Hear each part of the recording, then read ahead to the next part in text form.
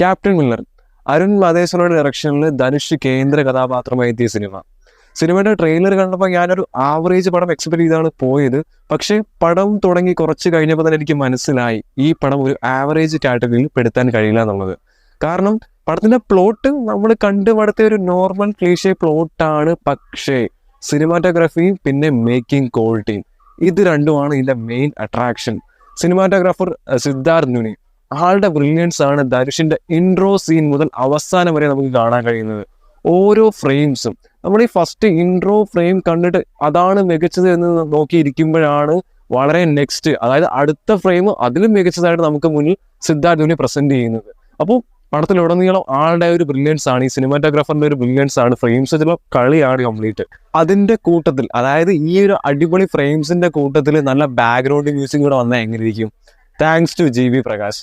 നമ്മുടെ ധനുഷിന്റെ intro scene മുതൽ ജി.വി. പ്രകാശിന്റെ കിടിലം ഇടിച്ചിടിച്ചിരിക്കുന്ന ബാക്ക്ഗ്രൗണ്ട് മ്യൂസിക്, പിന്നെ ഇമോഷണൽ സീൻസ് വരുമ്പോൾ അതിന് ആപ്റ്റായിട്ടുള്ള രീതിയിലുള്ള ബാക്ക്ഗ്രൗണ്ട് മ്യൂസിക് കൂടെ ചേരുമ്പോൾ നല്ലൊരു തിയേറ്റർ എക്സ്പീരിയൻസ് ആണ് നമുക്ക് ക്യാപ്റ്റൻ മില്ലറിൽ കിട്ടുന്നത്. ഫൈറ്റ് സീൻസിൽ ധനുഷും പിന്നെ സഹനടന്മാരും കൂടെ ഉള്ള അഴിഞ്ഞാടം തന്നെയാണ്. കാരണം ഒന്നിനൊന്ന് മെച്ചമാണ്. ധനുഷിനോട് കിടം പിടിക്കുന്ന രീതിയിലാണ് ബാക്കിയുള്ളവരുടെയും പെർഫോമൻസ്. നമ്മൾ ഇന്റർവെല്ലിൽ അടുപ്പിച്ച ഒരു ഫൈറ്റ് സീൻ ഉണ്ട്, അപ്പോൾ അത് കണ്ടിട്ടായിരുന്നു അതാണ് അടിപൊളി ഫൈറ്റ് എന്ന് പറഞ്ഞിരിക്കുമ്പോഴാണ് ക്ലൈമാക്സിൽ അതിന് മികച്ചൊരു ഫൈറ്റ് വരുന്നത്. ഫൈറ്റിൽ മൊത്തം തീം പുകയും തന്നെയാണ്. നല്ല രീതിയിൽ അവരെന്താ പറയുക, ഫൈറ്റ് സീൻസ് ഒക്കെ നല്ല രീതിയിൽ യൂസ് ചെയ്തിട്ടുണ്ട്. നമ്മളെയൊക്കെ എന്താ പറയുക നല്ല രീതിയിൽ എത്തിക്കാനും കഴിയും, നമുക്കെല്ലാം അടിപൊളിയായിട്ട് കണ്ടിരിക്കാനും പറ്റുന്ന നല്ല കുറേ ഫൈറ്റ് സീൻസ് ക്യാപ്റ്റൻ മില്ലറിലുണ്ട്. ധനുഷും പ്രിയങ്ക അരുൾ മോഹനുമാണ് ഇതിൽ കേന്ദ്ര കഥാപാത്രങ്ങളോട് എത്തുന്നത്. ഇതിൽ ധനുഷ് പറയാതെ വയ്യ, ആളുടെ പെർഫോമൻസ് അസാധ്യമാണ്.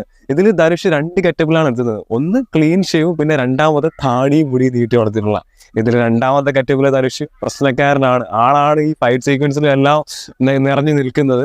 അപ്പോൾ ഈ ധനുഷിന്റെ ആ ഒരു ഗെറ്റപ്പ് ഡയറക്ടർ നല്ല രീതിയിൽ യൂസ് ചെയ്തിട്ടുണ്ട്. ധനുഷ് വന്ന് നിൽക്കുമ്പോൾ തന്നെ, അതായത് ആ താടിയും മുടിയൊക്കെ വളർത്തിയിട്ടുള്ള ആ ഒരു വന്നൊരു നിപ്പുണ്ട്, അത് തന്നെ ഒരു സ്വാഗാണ്. ആളൊന്നും പറയണ്ട, വന്ന് നിന്നാൽ മതി, അപ്പം തന്നെ നമുക്ക് എന്താ പറയാ വിസിലടിക്കാൻ തോന്നും. പിന്നെ പ്രിയങ്ക അരുൾ മോഹൻ, ആളുടെ ക്യാരക്ടർ ഓക്കെയാണ്. പിന്നെ 2-3 ബോൾഡ് സീൻസ് ഉണ്ട്, എന്നാലും ഈ പ്രിയങ്കയ്ക്ക് അതങ്ങനെ അങ്ങോട്ട് അഭിനയിച്ച് ഫലിപ്പിക്കാൻ പറ്റിയിട്ടില്ല. പിന്നെ എടുത്തു പറയേണ്ടത് ഗസ്റ്റ് റോളായിട്ട് ഒരു മെയിൻ ആക്ടർ വരുന്നുണ്ട്. ഈ അടുത്തിടയ്ക്ക് വന്നൊരു സിനിമയിലും ഈ ആക്ടർ ഒരു ഗസ്റ്റ് റോളായിട്ട് വന്നിട്ടുണ്ട്. പക്ഷെ അതിനേക്കാട്ടിയും കുറച്ചുകൂടെ സ്വാഗും പിന്നെ അതിനെക്കാട്ടിയും കുറച്ചുകൂടെ എന്താ പറയുക ഒരു നല്ലൊരു സീനും ആൾക്ക് ഈ ഒരു സിനിമയിൽ കിട്ടിയിട്ടുണ്ട്. അതും എന്താ പറയുക ക്ലൈമാക്സ് അടുപ്പിച്ച് നമുക്ക് എന്താ പറയുക നല്ലൊരു ഫീലാണ് തരുന്നത്. ഞാൻ ആദ്യം പറഞ്ഞ പോലെ ഇതിന്റെ പ്ലോട്ട്, അതായത് ഇതിന്റെ സ്റ്റോറി നമ്മൾ കണ്ടുമടുത്ത ഒരു ക്ലീഷേ നോർമൽ സ്റ്റോറി തന്നെയാണ്. പക്ഷെ ക്യാപ്റ്റൻ മില്ലർ നിങ്ങൾ തിയേറ്ററിൽ പോയി കാണണമെന്ന് ഞാൻ സജസ്റ്റ് ചെയ്യാനുള്ള കാരണം, ഒന്ന് അതിന്റെ മേക്കിംഗ് ക്വാളിറ്റി, പിന്നെ 2 അതിന്റെ സിനിമാറ്റോഗ്രാഫി, പിന്നെ 3-മത്തത് അതിന്റെ BGM, പിന്നെ 4-മത്തത് നമ്മുടെ ധനുഷിന്റെ ആ ഒരു പെർഫോമൻസും, പിന്നെ 5-മത്തെ ഘടകം ഇതിന്റെ ഫൈറ്റ് സീക്വൻസും.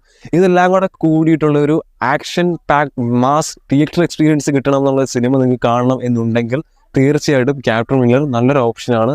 കണ്ടു നോക്കുക.